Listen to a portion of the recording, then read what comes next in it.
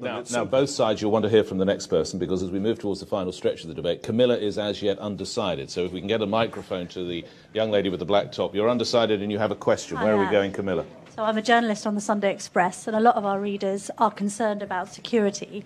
And I think, not to scaremonger more, because we've probably had enough of that on both sides, we are facing the prospect, somewhat terrifyingly, of Donald Trump perhaps becoming the next American president, a man who doesn't seem to believe in NATO, who doesn't seem to believe in protecting people abroad. If America abandons us and we leave the EU, aren't we going to be left in a lot more of a precarious position, not least with the prospect of Putin still being in power?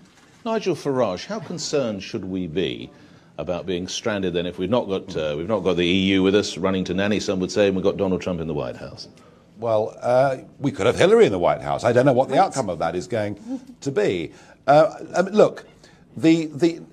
Would it be Trump or Hillary? Who would you I would choose? never vote for Hillary. I think she's a crook. And So you go for Trump? And I think she'll get found out. So you go for Trump?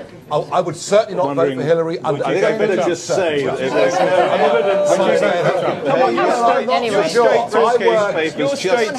evidence. I worked for the company at the time of White Watergate, and let me tell you, I saw... Let's move on. Let's move on. The Express newspapers... Does that mean you vote for Trump? You vote for Trump? I might abstain, but I wouldn't vote for Hillary. But it is worth saying... It is worth saying the two world figures that are pro-Brexit are Donald Trump and Putin. They're the two guys that are for it. Putin hasn't said a single word on this.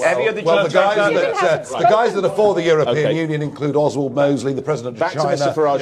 That ridiculous game. This is important. This is important. Just for a point of clarification, Express newspapers do not necessarily support the comments they're personally held by Nigel Farage as regards Hillary Clinton. We move on to Britain out of Europe and with Trump in the White House. Nigel Farage. I don't think she's a crook. I didn't say she definitely was one.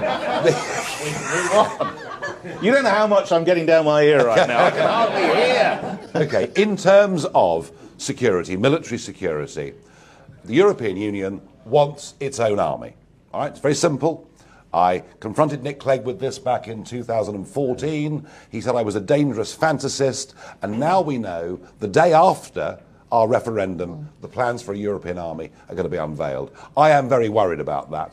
I'm very worried about what I see an expansionist foreign policy that the European Union has. It's been very provocative in one or two parts of the world already, especially in the Ukraine, where it behaved outrageous. Where it behaved in the most... You are rewriting history, Nigel. Well, it happened 3 years ago. It really was outrageous. Quite disgraceful. And I fear with the European army that we would find ourselves dragged into new conflicts, which frankly were none of our interest. The better model than a European army is a military structure where nation states cooperate together rather than giving up their ability to make decisions. And I do think that NATO has served us very well.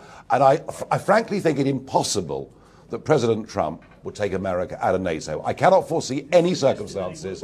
I don't see any circumstances in which he would. I really don't. Except his own views. I really, well, his bark in a campaign, I don't think in office he'll be anything like as extreme as we fear. Let's get Chukramuni. You're almost jumping out of your seat. Well, increasingly, Nigel's sounding like a Trump sympathiser and now a Putin apologist.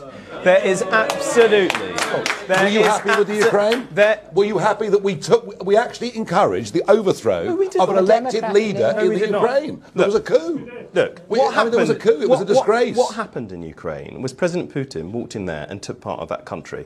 And that is completely inexcusable. That was later. And trying to blame that on the European Union... You can't rewrite history, Chaka. Sorry, mate. Well, I think you're rewriting history. The Crimea happened afterwards. You are an apologist for President Putin. No, I'm not. But in terms of security and defence, look...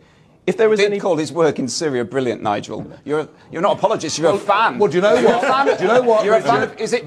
Was it because he bombed civilians? The fact that he stopped us going to war, which is what most of Parliament wanted to do in 2013. Thank God we didn't go to war. Well, and you know what I thought was very.